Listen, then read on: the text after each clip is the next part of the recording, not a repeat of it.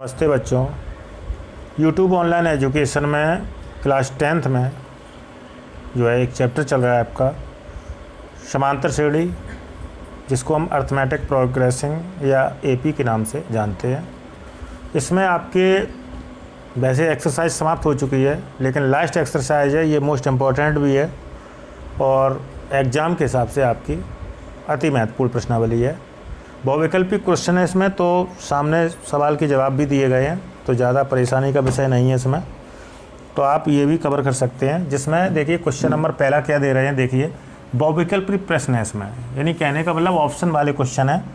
तो जैसे पहला क्वेश्चन है आपका, किसी समांतर श्रेणी में यदि d बराबर -4, सार्वंतर दे रहे हैं -4, n बराबर 7, an बराबर 4, तो an को आप tn पढ़ें तो ज़्यादा ठीक रहेगा, क्योंकि पूरे चैप्टर में हमने tn पढ़ा है। nवां पद tn 4 दे रहे हैं, तो a का मान पूछ रहे हैं। a आपका है प्रथम पद। इसमें ऑप्शन भी दे रहे हैं 6, 7, 20, 28, 6, 7, 20 और 28, तो a का मान इन 4 ऑप्शन में क्या हो सकता है, इस हिसाब से इसे करना है। तो देखिए सॉल्यूशन में हम लोग जो है सबसे पहले क्या लिखेंगे कि दी गई समांतर श्रेणी में एपी में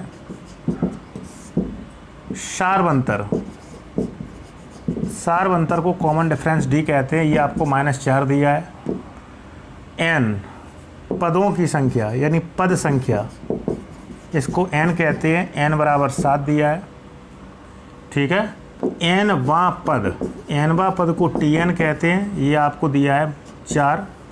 तो प्रथम पद पूछ रहे हैं, तो मान लीजिए प्रथम पद a है, माना कि प्रथम पद a है, तो हम लोग क्या करेंगे, जो हमें सब कुछ दिया ही गया है, इसमें सार्वंतर दे रहे हैं, पद संख्या दे रहे हैं, ठीक है।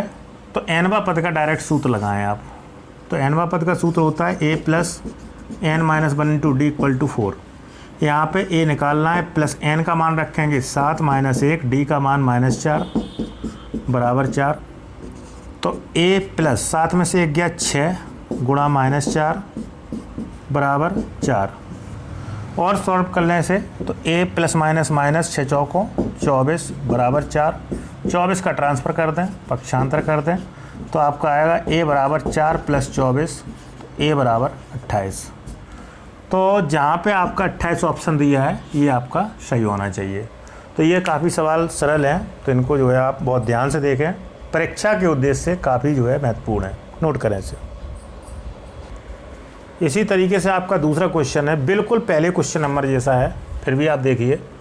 किसी समांतर श्रेणी में यदि a बराबर 3.5, a का मान प्रथम पद दे रहे हैं, d बराबर 0 सार्वंतर दे रहे हैं, पदों की संख्या n बराबर 101 दे रहे हैं, तो आपसे an नहीं tn कहिए आप, tn पूछा गया है। 4 ऑप्शन दिए गए, 0, 3.5, 103.5 और 104.5। तो आइए सॉल्यूशन में आप करेंगे कि किसी एपी में, किसी समांतर श्रेणी में, किसी एपी में प्रथम पद दे रहे हैं आपको, प्रथम पद a बराबर दिया है 3.5, सार्वंतर जिसको हम पदांतर के नाम से भी जो है पहचानते हैं इसे, सार्वंतर d बराबर 0 दिया है, पद संख्या आपको दी गई है n बराबर 101, तो tn पूछा गया है, तब nवां पद जिसको कहते हैं tn, ये पूछा गया है। कहने का मतलब a + n - 1 × d, ये फार्मूला लगाएंगे, ये वैल्यू सभी रखेंगे, तो आपका tn आपका जो है संभवतः प्राप्त हो जाएगा। तो देखिए ध्यान से, tn बराबर a का मान 3.5 प्लस n का मान 101, ठीक है, इंटू d का मान 0 है, तो tn बराबर, तो 3.5 प्लस 0 का गुणा करेंगे 0 ही रहेगा आपका, तो tn बराबर आएगा केवल 3.5, ठीक है। तो आपका 3.5 वाला ऑप्शन सही होना चाहिए, ठीक है, नोट करें इसे। नेक्स्ट क्वेश्चन है बच्चों आपका क्वेश्चन नंबर 3, संख्याओं -10, -6, -2, (2) की सूची किस तरीके की है। तो इसमें सार्वंतर 3 में दे रहे हैं, और तीनों में ये भी लिखा है कि समांतर श्रेणी है या नहीं, और लास्ट ऑप्शन में लिखा है कि ये समांतर श्रेणी नहीं है। कौन सा ऑप्शन सही है? तो हम लोग ऐसा करें कि ये जो श्रेणी दे रहे हैं, इसकी हम समांतर श्रेणी की जांच कर लें। सार्वंतर भी आपका सामने रहेगा और जांच भी हो जाएगी समांतर श्रेणी है या नहीं। ठीक है, तो सॉल्यूशन में यहाँ पे लिखेंगे चूँकि दिया गया अनुक्रम जो भी अनुक्रम दे रहे हैं, जो संख्याएं दे रहे हैं, एक तरीके से संख्याएं दे रहे हैं जो, वो आप लिखेंगे -10 -6 -2 2 ... तो T1 है आपका -10, T2 है -6, T3 है -2, T4 है आपका 2। तो समांतर श्रेणी की पहचान कर लें क्योंकि सभी ऑप्शन समांतर श्रेणी के हैं। तो यहाँ लिखेंगे तब समांतर श्रेणी हेतु। ठीक है, हम लोग सार्वंतर की जांच करते हैं। सार्वंतर यदि समान है तभी समांतर श्रेणी होगी। सार्वंतर D बराबर T4 तक गया है तो T4 तक का फॉर्मूला आप लगाएंगे कि T2 - T1 बराबर होना चाहिए, T3 - T2 बराबर होना चाहिए T4 - T3। ठीक है, तो T2 आपका है -6 T1 है आपका -10। बहुत ध्यान से देखें कैलकुलेशन। T3 है आपका -2 T2 है आपका -6, T4 है 2 T3 है आपका -2। ठीक, और सॉल्व करें तो -6 प्लस -+ 10 बराबर -2 - +6 2 - +2। तो 10 में से 6 गया 4, 6 में से 2 गया 4 और 2 2 4। तो हम देख रहे हैं समांतर श्रेणी भी है। तो यहाँ लिखेंगे अतः दिया गया अनुक्रम AP में है। AP में है मतलब समांतर श्रेणी में है, जिसका सार्वंतर D बराबर 4 है। तो ऑप्शन D बराबर 4 वाली एक समांतर श्रेणी है, ये सही होना चाहिए। नोट करें। नेक्स्ट क्वेश्चन है बच्चों आपका क्वेश्चन नंबर 4। एक समांतर श्रेणी दे रहे हैं -5, -5/2 है, 0, 5/2 ... का 11वां पद है। ठीक है, तो बहुत सरल है, आपको 11वां पद निकालना है। बहुत ध्यान से सुनना, 11वां पद यानी सॉल्यूशन में आप 11वां पद निकालेंगे जिसको T11 कहते हैं।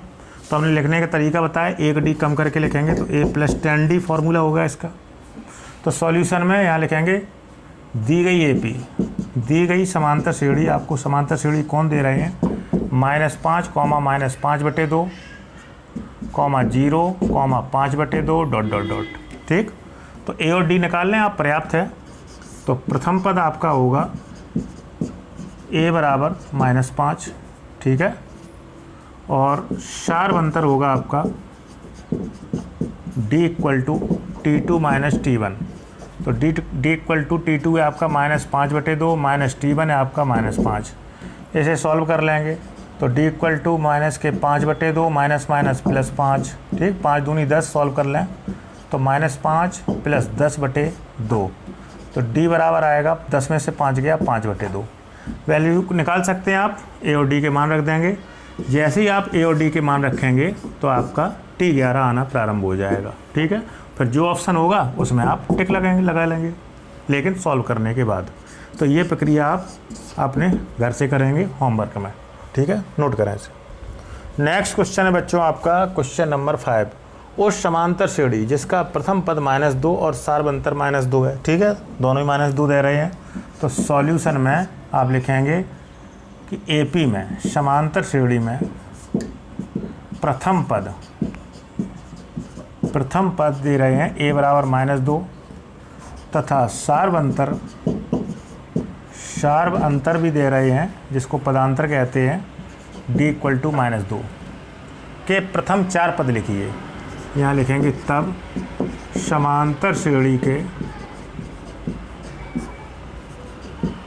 प्रथम 4 पद, यानी T1 लिखना है, T2 लिखना है, T3 लिखना है और T4 लिखना है। तो इनके फॉर्मूले आप जानते हैं। T1 A होता है आपका, T2 आपका A + D होता है, T3 आपका A + 2D होता है, 1 D कम करके, T4 होता है A + 3D। तो आपको A का मान और D का मान केवल आपको रखना है इसमें, और आपके प्रथम 4 पद प्राप्त हो जाएंगे, जिनको हम T1, T2, T3 और T4 के नाम से जानेंगे। और जो भी ऑप्शन है आपकी बुक में उसका ऑप्शन आपका सही होगा। ठीक है, तो इसे भी आप होमवर्क में रखें, मान रखने हैं केवल, नोट करें। नेक्स्ट क्वेश्चन है बच्चों आपका क्वेश्चन नंबर 6। उस समांतर श्रेणी जिसके प्रथम दो पद -3 और 4 हैं का 21वां पद होगा। आपसे कह रहे हैं सॉल्यूशन में समांतर श्रेणी में एपी में प्रथम दो पद दे रहे हैं, यानी कि T1 दे रहे हैं और T2 दे रहे हैं। ठीक है, तो प्रथम दो पद दिए गए प्रथम दो पद। ठीक है, तो पहला पद दे रहे हैं आपको T1 बराबर -3 क्रम से, और दूसरा पद दे रहे हैं आपको दूसरा पद T2 बराबर 4। तो T1 T2 पता है, T1 को A भी कहते हैं, ये भी आप ध्यान रखें। तब शार्व अंतर निकाल लें आप, शार्व अंतर। ठीक है, D बराबर निकलेगा T2 माइनस T1 से, तो D बराबर 4 माइनस -3, तो D बराबर 4 माइनस +3, D बराबर 7। तो आपसे कह रहे हैं 21वां पद ज्ञात करो। यहाँ लिखेंगे तब AP का समांतर श्रेणी का 21वां पद। ठीक है, इसको कहेंगे T21। सूत्र लगेगा A + 20D। एक D कम करके लिखना है, इसमें आप A और D के मान रख लेंगे और आपका 21वां पद क्लियर हो जाएगा। जो भी ऑप्शन में होगा वो आप टिक कर सकते हैं, लेकिन सॉल्व करने के बाद। ठीक है, तो इसे आप होमवर्क में करने का प्रयास करेंगे, नोट करें। नेक्स्ट क्वेश्चन है बच्चों आपका क्वेश्चन नंबर 7। बहुविकल्पी क्वेश्चन चल रहे हैं, लेकिन अच्छे क्वेश्चन है ये। यदि किसी समांतर श्रेणी का दूसरा पद 13 और पाँचवा पद 25 है। ठीक है, तो सॉल्यूशन में आप लिखेंगे कि किसी एपी में किसी समांतर श्रेणी में आपसे कह रहे हैं प्रश्नानुसार, ऐसे सवाल काफ़ी हो चुके हैं। प्रश्नानुसार पहली शर्त दे रहे हैं एपी का दूसरा पद, एपी का दूसरा पद इसको कहते हैं T2 बराबर 13 है, और दूसरी शर्त दे रहे हैं कि एपी का समांतर श्रेणी का पाँचवां पद को कहेंगे आप T5। ठीक है, T5 = 25 है, तो उसका 7वां पद ज्ञात करिए। तब AP का 7वां पद निकालेंगे आप, इसको कहते हैं T7। एक D कम करके लिखेंगे A + 6D, तो आपको A और D पता लग जाएगा, तो आपका जो है आंसर आ जाएगा। ठीक है, A क्या है? प्रथम पद, D है सार्वंतर। किसी AP में मान लीजिए, माना कि प्रथम पद A तथा सार्वंतर D है, सार्वंतर D है। प्रश्नानुसार पहली शर्त दे रहे हैं AP का दूसरा पद 13 है, तो दूसरे पद को लिखेंगे A + D बराबर 13 है। Equation first. सेकंड इक्वेशन है AP का पाँचवा पद T5 बराबर 25 है, तो पाँचवें पद का फॉर्मूला बनेगा A + 4D = 25। इन दोनों समीकरणों को आप हल करेंगे। ठीक है, समीकरण फर्स्ट व सेकंड को हल करने पर, तो पहला समीकरण आपका लिखा है A + D बराबर 13 है, समीकरण 1। दूसरा समीकरण है A + 4D = 25। इन दोनों समीकरणों को विलोपन विधि से आप हल करेंगे। विलोपन विधि सबसे सरल विधि है। दो चर वाले रैखिक समीकरण युग्मों में हल करने के लिए विलोपन, प्रतिस्थापन, बजगुणन, तुलनात्मक कई विधियां होती हैं, वहाँ में विलोपन सबसे सरल है। तो यहाँ से आप प्रथम पद A निकाल लेंगे, आप A का मान, और सार्वंतर D का मान निकाल लेंगे, क्योंकि दो ही चर दिख रहे हैं A और D। सार्वंतर D का मान निकाल लेंगे। ये दोनों मान आप यहाँ रखेंगे A और D में होमवर्क में। ठीक है, और जैसे ही आप होमवर्क में ये निकाल के आप रखेंगे, तो आपका संभवतः 7वां पद आ जाएगा, जो कि आपके ऑप्शन से मैच करना चाहिए। ठीक है, तो इसे आप करेंगे होमवर्क में, नोट करें। नेक्स्ट क्वेश्चन है बच्चों आपका क्वेश्चन नंबर 8। समांतर श्रेणी 21, 42, 63, 84 ... का कौन सा पद 210 है?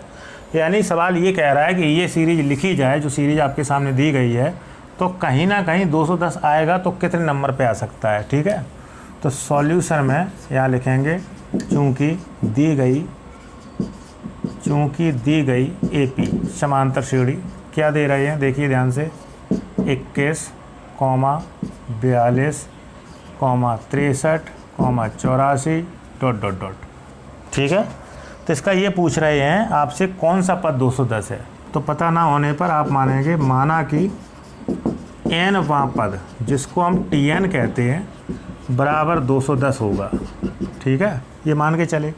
tn का सूत्र आप जानते ही हैं, a plus n minus 1 into d equal to 210। आगे क्या करेंगे, a और d के मान रखेंगे। तो प्रथम पद है आपका, प्रथम पद है a बराबर 21। ठीक, और सार्वंतर आपका देखिए कितना है, सार्वंतर है d बराबर T2 माइनस T1। तो d equal to 42 minus 21, d बराबर 21। ठीक है, यहाँ पे रख देंगे आपका n का मान जो भी होगा वो आपका बता देगा कौन सा पद है। उसी हिसाब से आप दिए गए ऑप्शन में टिक लगा लेंगे। तो यहाँ आपको केवल a और d के मान रखने हैं और n का मान प्राप्त करना है। ठीक है, n का मान जो आएगा वही पद आपका 210 होना चाहिए। a और d के मान आपको रखने पड़ेंगे। तो ये आप होमवर्क में करेंगे। साथ साथ जानकारी दें कि n का मान कभी भी ऋणात्मक नहीं होता है और अपूर्णांक नहीं होता है। ठीक है, n का मान धनात्मक और साथ में पूर्णांक होता है। ठीक है, तो संभवतः ये कर लेंगे, छोटी छोटी कैलकुलेशन है। 4 ऑप्शन इसके दिए गए, 4 में से आपका एक सही होगा। ठीक, नोट करें इसे। नेक्स्ट क्वेश्चन है बच्चों आपका, अगला क्वेश्चन है क्वेश्चन नंबर 9। यदि किसी समांतर श्रेणी का सार्वंतर 5 है, ठीक है, तो a18 माइनस a13 है, ये ज्ञात करना है। तो a18 ना कह के आप t18 का है और a13 की जगह पे t13 का है। 18वां पद माइनस 13वें पद का मान पूछा गया है। ठीक है, तो सॉल्यूशन में यहाँ पे लिखेंगे, चूँकि किसी AP में, किसी समांतर श्रेणी में, किसी AP में आपको सार्वंतर दे रहे हैं, सार्वंतर d बराबर 5 है, तब आपको मान किसका निकालना है, 18वां पद माइनस 13वां पद। ठीक है, t18 को 18वां पद कहते हैं और t13 को हम 13वां पद कहेंगे। ठीक है, तो t18 का फॉर्मूला क्या बनेगा आपका, a plus 17d minus t13 का फॉर्मूला बनेगा आपका a प्लस 12d। माइनस चिन्ह का गुणा करें तो a plus 17d minus a minus 12d, a से कट जाएगा आपका 17d माइनस 12d, और 12d घटा दें 17d में तो 17 में से 12 गए 5d बचेंगे आपके। ठीक है, d का वैल्यू रख लें आप, तो 5 गुणा d का वैल्यू 5 है, तो 5 पंचे 25। तो आपका ऑप्शन 25 सही होना चाहिए। t18 माइनस t13 का जो अंतर है, 18वें पद और 13वें पद का अंतर 25 आएगा। नोट करें इसे। अगला क्वेश्चन है बच्चों आपका क्वेश्चन नंबर 10। उस समांतर श्रेणी का सार्वंतर क्या है जिसमें a18, इसको हम पढ़ेंगे t18 18वां पद माइनस a14 यानी कि t14 14वें पद का अंतर 32 है। तो सॉल्यूशन में हम मान के चलेंगे, माना कि AP बने समांतर श्रेणी का सार्वंतर या पदांतर D है। ठीक है, प्रश्नानुसार आपसे क्या कह रहे हैं कि t18 18वां पद और t14 14वें पद का अंतर 32 है। ठीक, तो यहाँ पे वैल्यू रखेंगे, t18 की वैल्यू क्या रखेंगे, 1d कम करके लिखेंगे तो a plus 17d minus t14 का फार्मूला बनेगा a प्लस 13d बराबर 32। ठीक है, तो a plus 17d minus a चिन्ह कर गुणा कर रहे हैं, माइनस के 13d बराबर 32। a से कट जाएगा, 17d में आप 13d घटा देंगे तो 7 में से 3 गया 4d बचेगा, 4d बराबर 32 गुणा का पक्षांतर भाग d बराबर 32/4 4 8 32। ठीक है, तो d का मान आपका 8 रहना चाहिए। तो जो भी ऑप्शन दिए गए थे इसमें आपका 8 बिल्कुल सुटेबल आंसर है, सही आंसर है। तो बच्चों हम इतना ही रखेंगे शैक्षिक कार्य आज के लिए। ठीक है, यदि किसी भी सवाल में तब भी आपको समस्या है तो आप हमें कमेंट कर सकते हैं। साथ साथ जो है चैनल को सब्सक्राइब अवश्य करें, जिससे हमारे प्रतिदिन के वीडियो आप तक क्रमबद्ध तरीके से पहुंचते रहें। वीडियो जब देखा करें तो वीडियो को लाइक अवश्य किया करें, जिससे हमें जानकारी मिलती रहेगी कि इतने नंबर ऑफ़ स्टूडेंट जो है वीडियो देख रहे हैं। साथ साथ इस वीडियो का पिछला पार्ट यदि आप नहीं देख पाए हैं तो हम डिस्क्रिप्शन में लिंक डाल देते हैं पिछले वीडियो की, तो वहाँ से आप ओपन करके देख सकते हैं। वीडियो की लिंक आप शेयर भी कर सकते हैं, अग्रेषित कर सकते हैं अपने साथियों और मित्रों में, तो आपके साथी और मित्र भी वह इस यूट्यूब चैनल का, मैथमेटिक्स क्लासेस यूट्यूब चैनल का लाभ उठा सकते हैं आपके साथ साथ और आगे बढ़ सकते हैं। ठीक है, तो आज के लिए बच्चों में इतना ही रखेंगे। शैक्षिक कार्य, नमस्ते।